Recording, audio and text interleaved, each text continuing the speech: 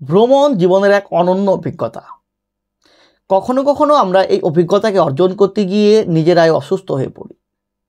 বাসে ট্রেনে ভ্রমণ করাকালীন বমি বমি বমি ভাব, মাথা ঘোরা, মাথা যন্ত্রণা এ এক সাধারণ সমস্যা, প্রায় ঘটে থাকে আমাদের সঙ্গে। তো আমরাও চেষ্টা করি যাতে করে এই সমস্যাগুলো আমাদের না আসে, ওর জন্য বিভিন্ন ধরনের মেডিসিন আমরা আগে থেকে নিয়ে থাকি।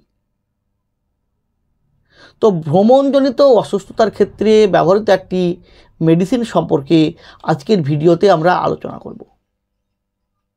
জানবো সেই ট্যাবলেটটির সঠিক ব্যবহার সম্পর্কে, অর্থাৎ কোন কোন কন্ডিশানে কী কী সমস্যা দেখা দিলে ডাক্তারবাবুরা সাজেস্ট করে থাকেন এই ট্যাবলেটটিকে আমাদের ব্যবহার করার জন্য, এর সঠিক ডোজ কী, কোন ডোজে ব্যবহার করলে আমরা এই ট্যাবলেটটির সঠিক উপকারটি পাব। তাছাড়া এই ট্যাবলেটটির কোনো সাইড ইফেক্ট আছে কি না, যদি থাকে সেগুলো কি কি আসতে পারে, এবং এই ট্যাবলেটটির যে মেন সল্ট, এর যে মূল উপাদান সেটি কি এবং কিভাবে কাজ করে, তার মোড অফ অ্যাকশান কী, তার মেকানিজম অফ অ্যাকশান কী, সমস্ত বিষয়ে বিস্তারিত আলোচনা করব। তো তার আগে আপনি যদি আমার চ্যানেলে নতুন হয়ে থাকেন, প্লিজ চ্যানেলটিকে সাবস্ক্রাইব করে সম্পূর্ণ ভিডিওটি দেখতে থাকুন। তো আজকের আলোচ্য বিষয় যে ট্যাবলেটটিকে নিয়ে, যেটি হলো জেনো ফার্মাসিউটিক্যাল প্রাইভেট লিমিটেড কোম্পানির ভার্টিগন ট্যাবলেটটিকে নিয়ে, যার মেন সল্ট, যার মূল উপাদান হলো সিনারজিন। তো কখন ডাক্তারবাবুরা এটিকে সাজেস্ট করে থাকেন আমাদের ব্যবহার করার জন্য? তো আগেই বললাম যে ভ্রমণজনিত অসুস্থতার ক্ষেত্রে এই ট্যাবলেটটিকে ব্যবহার করা হয়ে থাকে।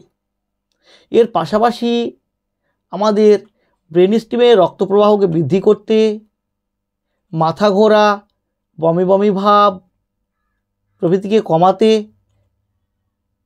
ডাক্তারবাবু এই ট্যাবলেটটিকে সাজেস্ট করে থাকেন আমাদের ব্যবহার করার জন্য।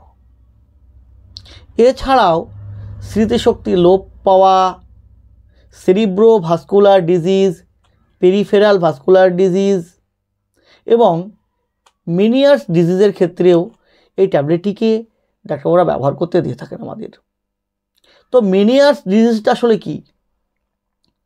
মেনিয়ার্স ডিজিজ অর্থাৎ মেনিয়ারের একটি রোগ, যেটি দীর্ঘমেয়াদী একটি ইনার এয়ার অর্থাৎ অভ্যন্তরীণ কানের সমস্যা। যে সমস্যাটি দেখা দিলে কয়েকটি সমস্যায় ভুগতে হয় আমাদের, যেমন হচ্ছে ভার্টিগো অর্থাৎ মাথা ঘোরার মতো সমস্যায় ভুগতে হয়, যেটা কয়েক মিনিট থেকে শুরু করে কয়েক ঘন্টা পর্যন্ত স্থায়ী হতে পারে। সাথে সাথে শ্রবণ শক্তি হ্রাস পায়, আমরা কানে কম শুনতে থাকি। পাশাপাশি টিনিয়াস নামে একটি সমস্যা দেখা যায়, যে কানে গুনগুন শো শো আওয়াজ করা এবং কানে পূর্ণতা ভাব অর্থাৎ কান চাপ ধরা এবং ভারী ভারী ভাব অনুভব হয় আমাদের। তো যখন এইসব সমস্যাগুলো আমাদের ভুগতে হয়, তখন ডাক্তারবাবুরা এই ভার্টিগন ট্যাবলেটটিকে আমাদের ব্যবহার করতে দিয়ে থাকেন। তো কিভাবে কাজ করে এই ট্যাবলেটটি?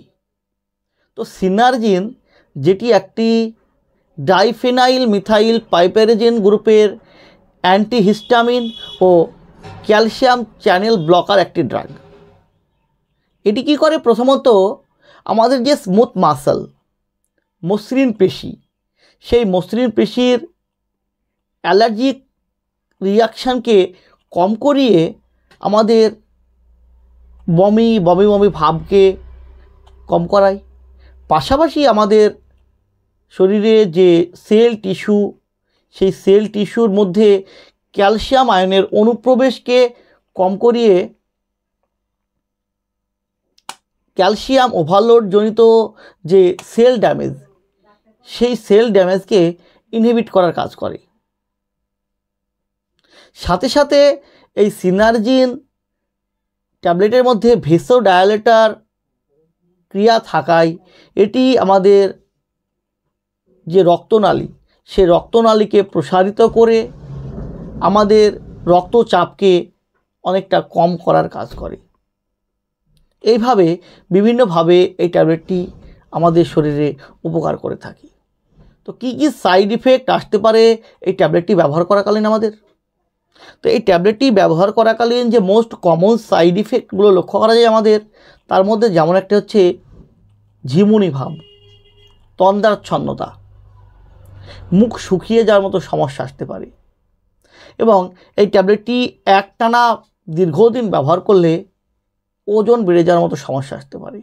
এছাড়াও পেটের সমস্যা দেখা দিতে পারে, বদহজম, বমির মতো সমস্যা দেখা দিতে পারে এবং আমাদের রক্তচাপ কমে যেতে পারে। এই সব সমস্যাগুলো আসতে পারে।